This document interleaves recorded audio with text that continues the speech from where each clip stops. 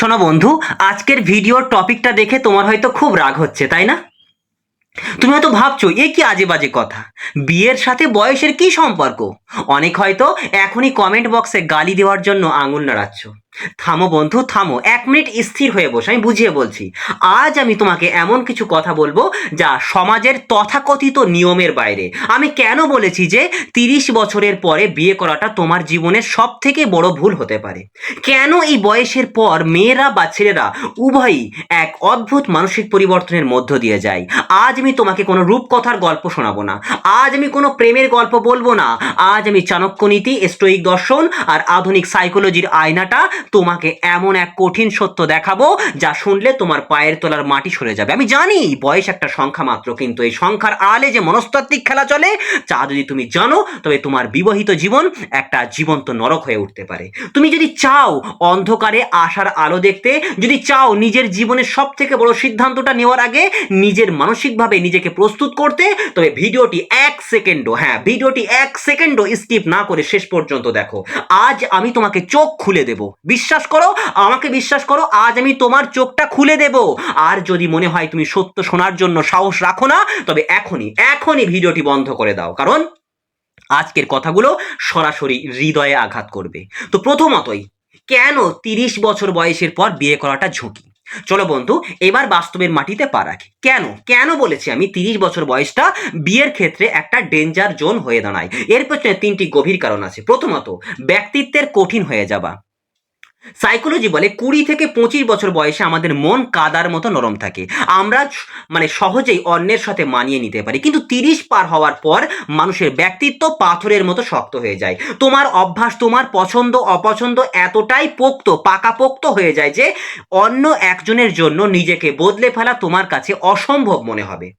Stoic দার্শনিকরা বলতেন যে নিজের নমনীয়তা হারায়, সে ভাঙতে শুরু করে।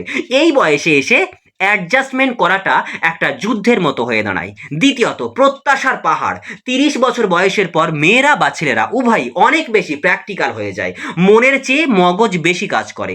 তুমি তখন আর শুধু ভালোবাসা খোঁজো না, তুমি খোঁজো স্ট্যাবিলিটি, টাকা আর সামাজিক স্ট্যাটাস।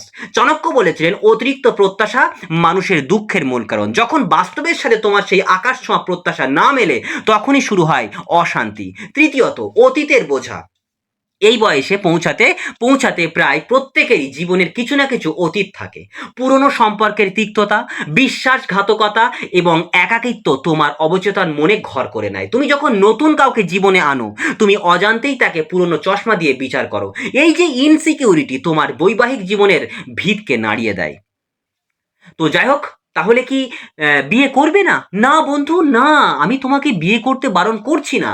আমি তোমাকে বলছি অন্ধের মতো ভুল সময়ে ভুল মানসিকতা নিয়ে বিয়ে করো না। যদি 30-এর পর সুখে থাকতে চাও, তবে এই 3টি বিষয় মাথায় রাখো। প্রথমত, নিজেকে চিনতে শেখো। ব্যাস, বয়স একটা সংখ্যা মাত্র, বিশ্বাস করো, আমি বারবার বলছি বয়স একটা সংখ্যা মাত্র। বয়সটা বিয়ের জন্য কোনো ম্যাটার করে না। তো নিজেকে চিনতে শেখো। বিয়ের আগে নিজেকে প্রশ্ন করো, আমি কি সত্যিই কারোর সাথে জীবনটা ভাগ করতে প্রস্তুত, নাকি শুধু সমাজের চাপে বিয়ে করছি? চাণক্য নীতি বলে যে নিজের শক্তি ও দুর্বলতা জানে না, সে জীবনে কখনো সফল হতে পারে না। আগে নিজের একাকিত্বের সাথে বন্ধুত্ব করো। তুমি যদি একা যুদ্ধে সুখে থাকতে না পারো, তবে অন্য কাউকে সাথে নিয়ে তুমি সুখে থাকতে পারবে না। দ্বিতীয়ত, নিয়ন্ত্রণ করতে চেও না। বিয়ের পর আমরা আমাদের প্রিয় মানুষটাকে বা আমার প্রিয় সঙ্গীকে নিজের মনের মতো করে গড়তে চাই, আর এটাই সব থেকে বড় ভুল। এটাই সব থেকে বড় ভুল।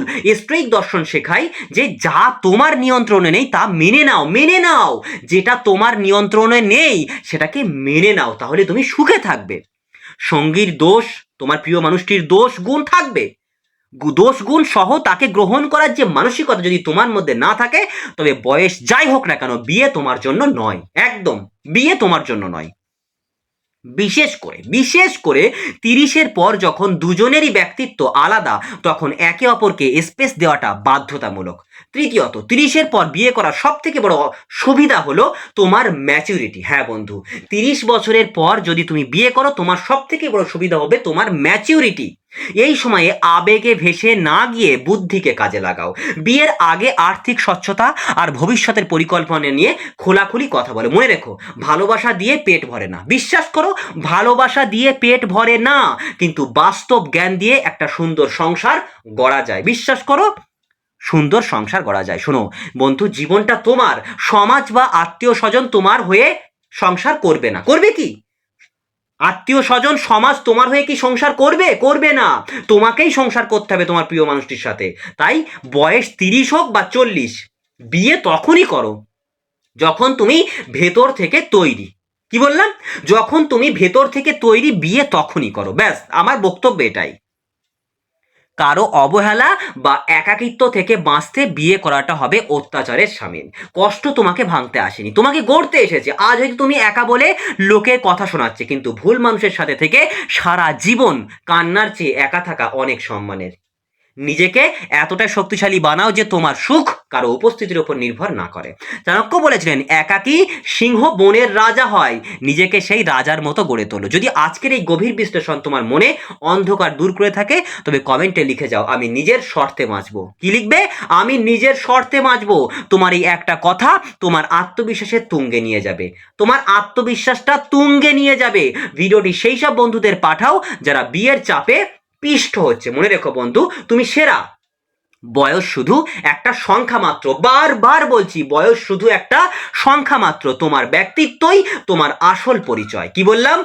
তোমার ব্যক্তিত্বই তোমার আসল পরিচয়। তুমি যখন কমফোর্ট ফিল করবে তখন তুমি বিয়ে করো। তবে হ্যাঁ, একটা নির্দিষ্ট টাইম পিরিয়ড আছে। তাই নিজেকে শক্ত রাখো, নিজের শরীরকে মজবুত রাখো এবং নিজে ম্যাচিওর হয়ে নিজের মতো করে বিয়ে করো। এবং যেটা তোমার হাতে নেই সেটাকে মেনে নাও, এবং যেটা তোমার হাতে আছে সেটাকে তুমি মানে কি বলবো, নিয়ন্ত্রণ করো। দেখবে সব ঠিক হয়ে গেছে। সব লোকের কথায়, সমাজের কথা, এসবগুলোকে ধুলো তুড়ি মেরে উড়িয়ে দাও। তোমাকে আমি যেটা বলেছি, নিজের ব্যক্তিত্বই হচ্ছে আসল পরিচয়। ভালো থেকো বন্ধু, নিজের খেয়াল রেখো। দেখা হবে পরের ভিডিওতে। ভিডিওটি তোমাদের কেমন লাগলো অবশ্যই কমেন্টে জানিও। এরকম ভিডিও আমি সচরাচর দিই না, তবুও তোমাদের যদি এমন টাইপের ভিডিও লাগে অবশ্যই কমেন্টে আমাকে জানিও ভিডিওটি কেমন হয়েছে। তাহলে আমি সেইভাবে এইরকম টপিকের ভিডিও আবারও নিয়ে আসবো তোমাদের জন্য। সো আজকে তাহলে এই পর্যন্ত থাকছে, পরবর্তী পর্বে আবার তোমাদের সঙ্গে দেখা হবে।